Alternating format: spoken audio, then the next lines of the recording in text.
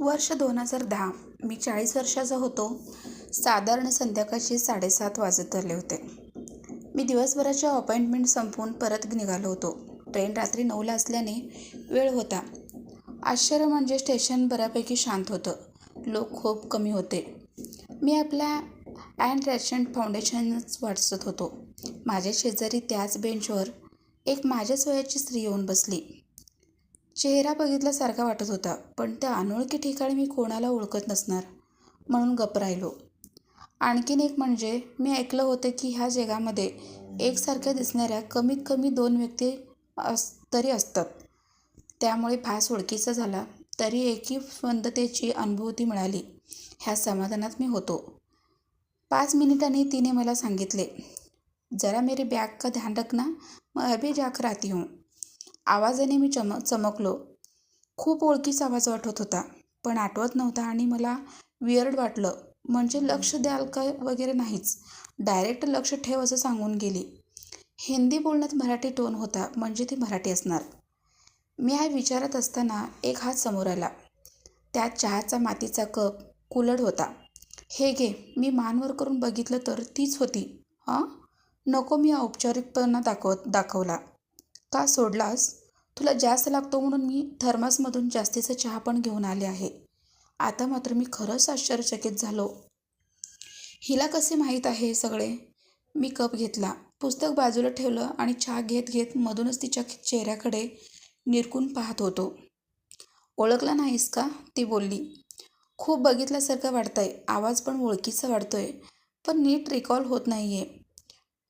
हा तुझा नेहमीचाच प्रॉब्लेम आहे. तू मला कधी नीट ओळखू शकला नाहीस. मी रितिका. मी शॉक झालो. 20 वर्षापूर्वी आमच्या वाटा वेगळ्या झाल्या होत्या. त्याआधी 5 वर्ष आम्ही एकाच सोसायटीमध्ये राहत होतो. भेटलो तेव्हा मी 10वीत आणि ती 9वीत होती. आता 40शीला पोचलेली रितिका खूप बदलली होती. वयाच्या मानाने थोडी थोराड, लहानपणीचा अल्लडपणा जाऊन तिथे परिस्थितीने आलेली अकाली प्रगल्भ दिसत होती. रितिका, तू माझ्या नजरेसमोर ती 20 वर्षे जुनी रितिका येऊन गेली. आज माझं नाव सार्थकी लागलं. म्हणजे? मी रिक्त होते राहिले. असं का बोलतेस? मला एकदम वाईट वाटलं. ओह, ज्याच्यावर जीव लावला, ज्याच्यासाठी आयुष्य आणि मन पणाला लावलं, ज्याच्यावर जीवापाड प्रेम केलं, त्याने आज मला ओळखलं नाही, ती भरून आलेल्या आवाजात म्हणाली. बोलताना तिने तिचा रिकामा झालेला कुल्हड खाली ठेवला. त्या रिकाम्या कुल्हड आणि तिच्या चेहऱ्याकडे बघून मला गलबलून आलं. पण हे मला माहीत नव्हतं. तुला माहीत नव्हते हे. तिने माझ्या चेहऱ्यावर आणि मनातले भाव वाचले असावेत. मी वर आणि तिच्याकडे न बघता नकारार्थी मान हलवली. ती हताश होऊन म्हणाली, तुला आठवतंय? एकदा तुझ्या घरी दिवाळीला ग्रीटिंग आलं होतं, ज्याच्यावर मी फक्त तुझी आणि तुझीच असेन असं लिहिलं होतं. हे तुला कसं कळलं? म्हणजे तू? हो. मी तिच्या ह्या उत्तरावर मी खजील झालो. दुसरं, तू फर्स्ट इयरला असताना तुझ्या एका पुस्तकात तुला आय लव्ह यू असं लिहिलेली चिठ्ठी मिळाली असेल. ती पण तू? हो. पण मला तुझं हस्ताक्षर माहिती होतं. ते वेगळं होतं.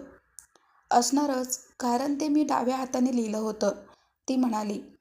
मला तुला माझं बोलणं, वागणं, चैशर्य काहीच कळलं नाही दुर्दैवाने. आणि तुला मी सांगणार तेव्हा कळलं की तुझं आणि कलिकाचं सिरियस अफेअर आहे. आता मला उगीचच गिल्टी वाटायला लागलं. आणि जास्त ह्याचं की एक मुलगी आपल्यासाठी जीव टाकत होती आणि आपल्याला हे कळलंसुद्धा नाही आहे. माझं मलाच डब फील व्हायला लागलं. शाळा कॉलेजमध्ये असताना तू खरंच खूप साधा होतास. तुझ्या या साधेपणावर मी फिदा झाले होते. तू माझा व्हावास म्हणून अस्तित्व देखील पणाला लावले मी. ती व्याकुळ होऊन बोलत होती आणि तिच्या एक एक शब्दांनी मी विविध होत होतो. खूप मोठी किंमत मोजावी लागली मला तुझ्यावर प्रेम करण्याची. म्हणजे? मी अक्षत झालो. वयाच्या 30 वर्षापर्यंत लग्नच केलं नाही. मग कोणी विचारलं नाही. नंतर स्थळ येणं बंदही झालं. शेवटी 4 वर्षापूर्वी घरच्यांच्या फोर्समुळे मी माझ्यापेक्षा 12 वर्षांनी मोठा असलेल्या बिजरवाशी लग्न केलं. मी निरुत्तर झालो.